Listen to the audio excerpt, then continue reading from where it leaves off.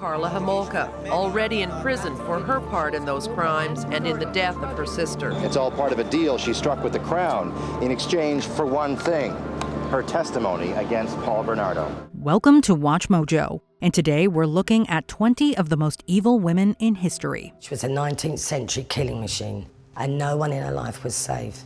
Not her husband, not her stepkids, not her mother, and certainly not her own children. For this list, we're discussing the most violent and infamous women to have ever lived. Which of these stories do you find the most outrageous? Let us know in the comments below. Catherine de Medici. Oh my God, Catherine. Serving as the Queen of France from 1547 to 1559, Catherine de Medici had enormous political sway over her sons, the French kings Francis II, Charles IX, and Henry III. They reigned through the French Wars of Religion and faced problems with a group of Calvinist Protestants called the Huguenots. It is widely believed by historians that de Medici attempted to have their leader, Gaspard II de Coligny, assassinated. The attempt failed, and fearing retaliation from the most powerful Huguenots, de Medici planned to kill them all before they could take action. The result was the St. Bartholomew's Day massacre, which resulted in the deaths of between 5,000 and 30,000 Huguenots.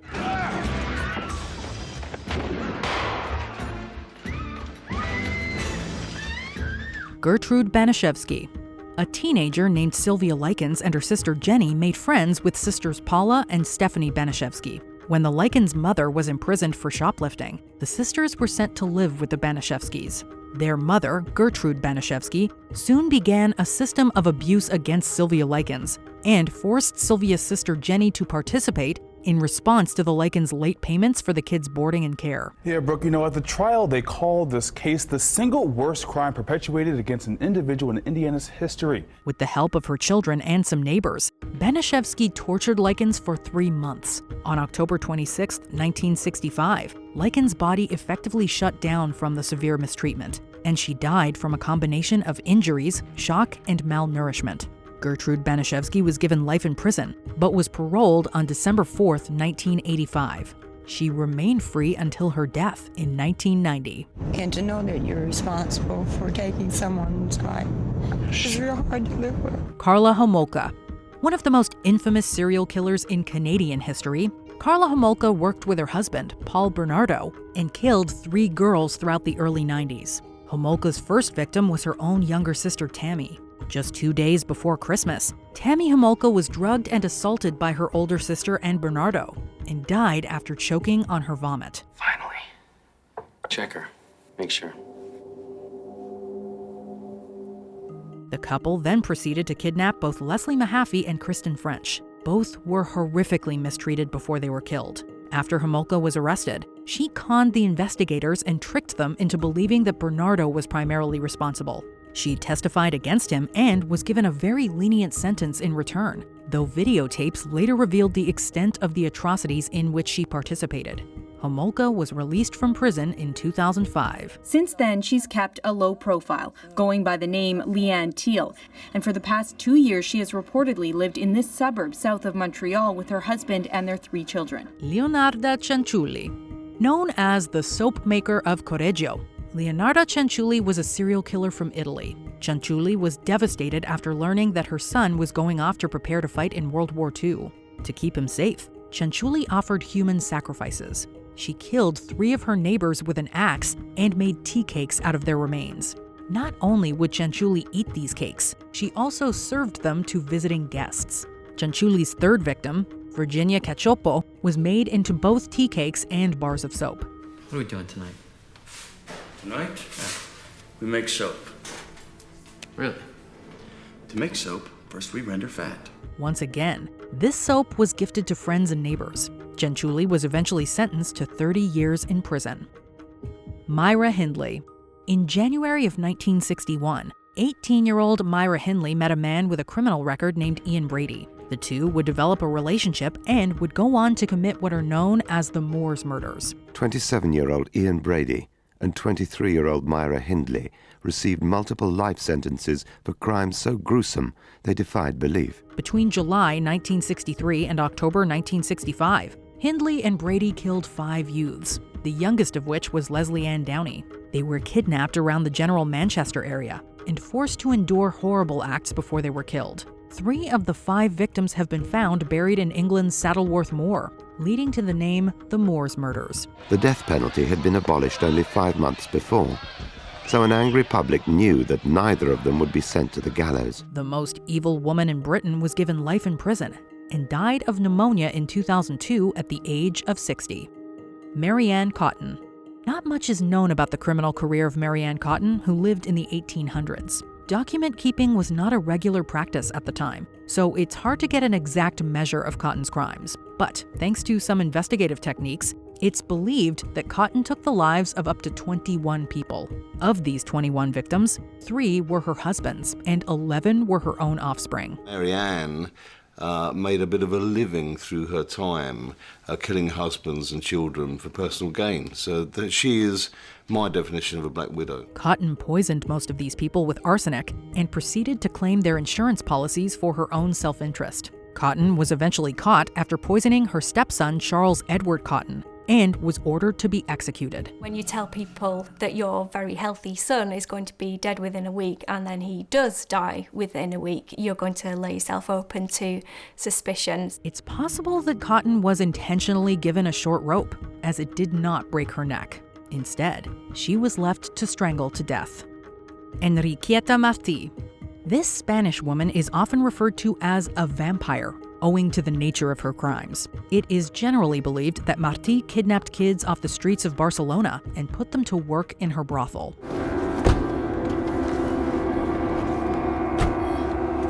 I'm going to put you right to bed when we get home. It's also believed that Martí killed minors and used their blood and remains in various elixirs.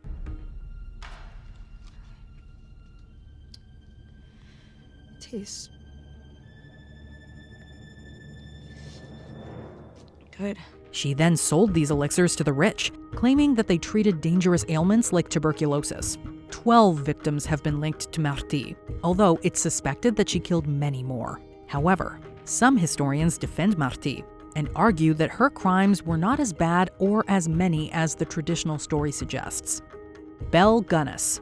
There is much about Belle Gunness that we do not know. For example, the extent of her crimes. What is known is that Gunness was a serial killer who most often targeted wealthy men looking for marriage. She would lure these men to her farm in Indiana, kill them, and take their money. Christian Hilkven, Ole Budsberg, John Moe, George Barry, and Emil Tell were all potential suitors who arrived at the LaPorte, Indiana farm with thousands of dollars of cash in their pockets and were never heard from again. Many young children also died under Gunness's care, some of whom carried large insurance payouts that were cashed by Gunness. Many graves were found on her property containing human remains, and it's believed that Gunness may have killed up to 40 people. The press descended like flies upon the grisly scene, and curiosity seekers weren't far behind. An estimated 16,000 people per day visited the farm at the height of the media furor. Gunness's fate is also shrouded in mystery. While she supposedly died in a fire, it's widely believed that she faked her death and fled town with her money. Rose West, a serial killing couple from the Gloucester area of England. Rose and Fred West killed at least 9 young women together throughout the 70s and 80s. It was a huge shock to the people of Gloucester. The whole thing became a bit of a circus, really, as far as the press and the media interest. It was moving so quickly, there was so much happening, there were so many developments in terms of bodies being found. After torturing these people, the Wests would kill their victims and bury their remains in their yard and basement. As a result, their house would later become known as a house of horrors. Rose West also acted independently and killed her stepdaughter through Fred in June of 1971. West was convicted of 10 homicides in 1995, and as of 2022, remains imprisoned. She didn't appear to be upset, disturbed, angry, indignant. There was no real emotion that I can recall. Fred West took his own life shortly after being arrested. Ilse Koch. Throughout World War II and the German occupation of Europe, Ilse Koch ran various concentration camps with her husband, Karl Otto Koch. She worked at Buchenwald from 1937 to 1941 and Majdanek from 41 to 43. Koch quickly developed a reputation for being sadistic and inhumanely cruel towards her prisoners. And she relished in the fact that people were starving and dying all around her. It was alleged that Koch made artifacts out of her victims' skin, but this was never proven in court. Koch subsequently became one of the first Nazis to be tried for war crimes and was given a life sentence by the US military. The Allies took testimonies from prisoners who had lived in Buchenwald for years, and when they heard the stories of Ilse Koch, she was arrested for her crimes against humanity. She was controversially released in 1949, but was quickly arrested by West German authorities and sent back to prison. She took her own life in 1967. Mary I of England, daughter of the famous Henry VIII.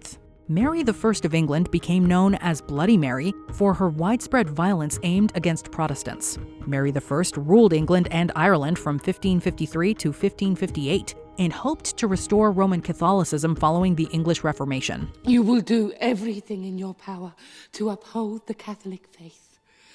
Do not take away from the people the consolations of the Blessed Virgin, their Holy Mother. She targeted Protestants shortly after her ascension, despite promising not to do so, and many fled the country in response. Heresy laws were eventually drafted against Protestants, and hundreds were burned at the stake. While Mary I was persistent, these executions were very unpopular throughout England and festered anti-Catholic sentiments. Elizabeth I attempted to undo the damage that was caused by Mary I following her death in 1558. I crown thee, Elizabeth, Queen of England, Ireland, and France. Amelia Dyer. Proving one of the Victorian era's most infamous criminals, Amelia Dyer could be one of the most prolific serial killers in human history. Back in Victorian England, people were paid for adopting babies in a practice known as baby farming. If you gave her £5 and the baby, she would take the baby and either have it adopted out or raise it herself. Amelia Dyer turned this into her profession and adopted numerous children. She began by keeping them for a time until they passed of natural causes, but ultimately turned to disposing of them shortly after adopting them, thereby keeping the money without having to raise them. Saying that the child would be looked after and they'd been wanting a child for a long time and it would be loved, it would be a caring home. All these things were hitting exactly the right buttons for a young mum who, was giving a child up. One of Dyer's victims was found floating in the River Thames on March 30th, 1896, leading to her arrest and eventual execution. While 6 victims have been confirmed, it's believed that Dyer may have killed up to 400 throughout her life. Wu Zetian. Between 665 and 690, Wu Zetian ruled China through her husband and sons. But she then made world history and became Empress Regnant in 690, making her the country's first and only official female ruler. Not only did Wu Zetian rock the boat, in some ways she overturned it. It would have been a very dangerous thing to get in the way of Wu Zetian. She remained in power from 690 until her death in 705. However, her reign was filled with violence and bloodshed. Wu Zetian killed political rivals, had opponents and dissenters silenced, and launched many wars to gain territory. She built an empire and turned China into one of the world's most powerful territories. While this aspect of her reign is generally praised, Wu Zetian has long received criticism for her merciless machinations. This is a mother killing her own son so that she can hold on to power. Griselda Blanco. Born in Cartagena, Colombia, Griselda Blanco moved to Miami in the late 1970s and worked with the Medellin cartel to import cocaine into the United States. Griselda entrepreneured the cocaine industry as we know it, from the jungle to the street corner to the nightclub to the household. My mother did that. This began a very violent period in Miami's history, as the city was soon plagued with gang and drug-related violence. Hundreds were killed each year as drugs spilled into the streets and criminals vied for power. Legend states that Blanco would order her hitmen to kill everyone in a room, not just the intended victim. She was a psychopath. She loved killing people. As a result, the lives of many innocent people were claimed during these drug wars. One of these hitmen, Jorge Ayala, is believed to have killed roughly 40 people alone. After serving time in prison, Blanco was shot and killed on September 3, 2012. Fusako Shigenobu. In 1971, communist Fusako Shigenobu started a militant organization known as the Japanese Red Army. While living in the Middle East, Shigenobu hoped to overthrow Japanese institutions through the JRA. This organization proceeded to embark on a spree of terrorist activity, like hijacking airplanes, storming embassies, and committing the Lod Airport massacre. It was the deadliest and most serious terror attack on an airport to date. It would have a major impact on airport security around the world. In the latter attack, 26 were killed and a further 79 injured. Shigenobu was arrested in 2000 and accused of planning at least one of these terrorist attacks. The Red Army disbanded soon after. Shigenobu was sentenced to 20 years in prison and was released in May 2022. Fusako Shigenobu apologised for her involvement in the terrorist organisation following her release on Saturday. Minnie Dean. Her legend haunts the province. In Southland, children are not threatened with the bogeyman, they are threatened with Minnie Dean. Capital punishment is abolished in New Zealand. As a result, Minnie Dean was the only woman in the country's history to be executed for her alleged crimes. Like Amelia Dyer, Minnie Dean was a prominent baby farmer who was paid to adopt children. Many died or went missing under Dean's care, and while she was not found responsible, some people suspected that she was killing them. Her downfall came in 1895, when she was finally arrested for the death of Eva. Following this arrest, 3 bodies were found buried on Dean's property, including Eva's. One was found to have overdosed on laudanum, and Dean was found guilty of her death. Minnie's lawyer Hanlon argued that the deaths were accidental, that Minnie had no motive, that she'd been forced to bury the bodies because she was operating illegally. There was no evidence, he said, that the children were ever mistreated. She was subsequently hanged on August 12, 1895. Delphine Lalaurie. A prominent socialite from New Orleans, Delphine McCarty married physician Louis Lalaurie in 1825 and took her now infamous name. They were worth a combined total of $4.3 million. In modern day equivalent, that's about $600 million. She claimed property at 1140 Royal Street and lived in a mansion with her family and slaves.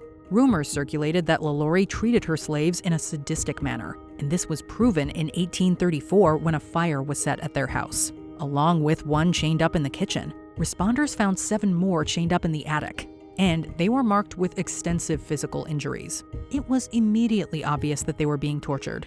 70-year-old woman, cook, chained to the stove by her ankle.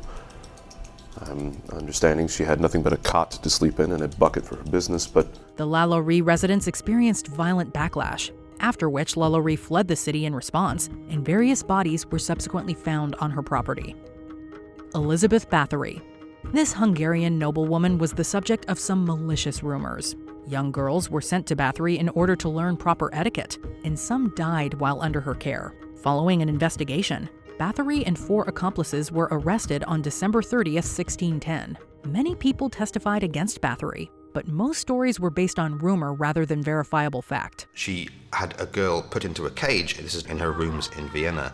It's a steel cage with kind of spikes, so they say. It was claimed that Báthory tortured and killed more than 600 girls, but these numbers were never confirmed. She was eventually confined to her castle until her death. However, it's also important to note that Báthory may have been a victim of political machinations and therefore innocent of the crimes levied against her. The issue remains divisive and ambiguous. Báthory's crimes were deemed so shocking at the time that a decision was made by the Hungarian establishment to bury the whole sordid affair. Ilma Grise. A young volunteer of the SS, Ilma Grise acted as a guard at various Nazi concentration camps, including Auschwitz. And she owed her infamous nicknames, the hyena of Auschwitz and the beautiful beast, to her cruelty and brutality. Grise was known to have harassed the prisoners she was ordered to watch, and she routinely attacked the female prisoners with a whip. Grise also helped select the prisoners that would be sent to the gas chambers and ultimately executed. Following the war, Grise was convicted of war crimes and hanged. In the process, she became the youngest woman of the 20th century to be executed under British law. She was 22 years old. During the trial, when the witnesses claimed that she was the worst SS woman in the camp, Grise responded that they were all lying and exaggerating. Before we continue, be sure to subscribe to our channel and ring the bell to get notified about our latest videos. You have the option to be notified for occasional videos or all of them. If you're on your phone, make sure you go into your settings and switch on notifications. Biljana Plavšić. Between 1996 and 1998, Biljana Plavšić acted as president of Republika Srpska. Shortly before the presidency, Plavšić played an integral role in the Bosnian War, which spanned from 1992 to 1995. During the war, Plavšić endorsed the violent targeting of non-Serbs. Our leadership, of which I was a necessary part, led an effort which victimized countless innocent people. It's believed that thousands of Bosnian Muslims and Croats were killed during the war, and a further million were forced out of the country. Plavšić was later indicted for her role in the exodus and charged with committing crimes against humanity. She pled guilty and was sentenced to 11 years in prison, but was released early on October 27, 2009. The knowledge that I am responsible for such human suffering and for soiling the character of my people will always be with me.